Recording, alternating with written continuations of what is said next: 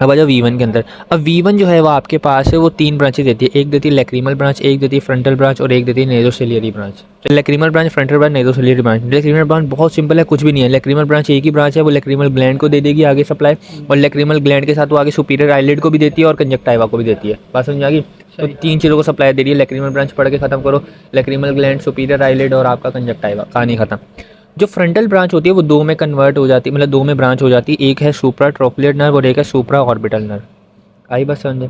जो सुप्रा सुप्रा trochlear nerve होती है वो आगे जाके सप्लाई देती है। अब मजे की बात बताऊँ इधर क्या मजे की बात ये है कि जो तूने ऊपर पढ़ा है ना, नीचे तूने वो तो डालना है, प्लस कुछ एक ऐड कर देना है। अब देख रहा है सुपीरियर आईलिड कंजक्टाइवा है ना, तो सुपीरियर ट्रोक्लियर क्या कर रही है? सुपीरियर आईलिड को भी कर रही है, कंजक्टाइवा को भी कर रही है, plus skin of the forehead को कर रही है, और प्लस एंटीरियर स्कैल्प को कर रही है। मतलब स्कैल्प, फोरहेड की स्किन को और यहाँ तक स्कैल्प को।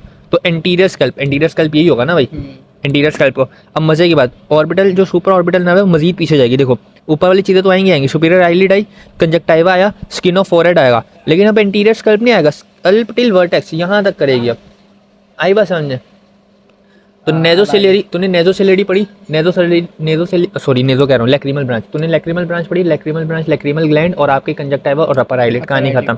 उसके बाद उसकी दूसरी ब्रांच थी जो कि थी फ्रंटल ब्रांच। फ्रंटल ब्रांच 2 में डिवाइड हो गई, एक थी सुप्रा ऑर्बिटल और एक था सुप्रा ट्रोक्लियर। अब तुम्हें याद रखना है, तूने ऊपर रखना है ट्रोक्लियर को, नीचे रखना है ऑर्बिटल को, ताकि तूने ये वाला ट्रोक्लियर ने क्या किया, हाँ उसने सिर्फ जाके हाँ एंटीरियर पार्ट पहले तूने ये याद रखना है, कंजक्टाइवा, सुपीरियर आईलिड, 2 चीज़ें तो ये हो गई आपका फोरहेड और एंटीरियर स्कैल्प। फिर जब नीचे आएगा ना सुप्रा ऑर्बिटल के अंदर, सुप्रा ऑर्बिटल आपका 2 चीज़ें तो कर रहा है, सुपीरियर आईलिड कंजक्टाइवा, प्लस आपका फोरहेड भी कर रहा है, प्लस आपका स्कैल्प, लेकिन अब वर्टेक्स तक। ये highest point of the skull vertex होता है ना भाई, तो ये highest point of the skull is the vertex. तो वर्टेक्स कर दी, तो ये तूने 2 ब्रांच डन कर दी। कौन सी? लैक्रीमल ब्रांच और फ्रंटोनेग्रेडी। सबसे मुश्किल है नेज़ोसिलियरी, भी बताता हूँ तुझे। उससे पहले तुझे पता है ट्रोक्लिया, सुपीरियर, वो बता रहा है, पाथवे बता रहा है, ये बहुत डिटेल में छोड़ दे।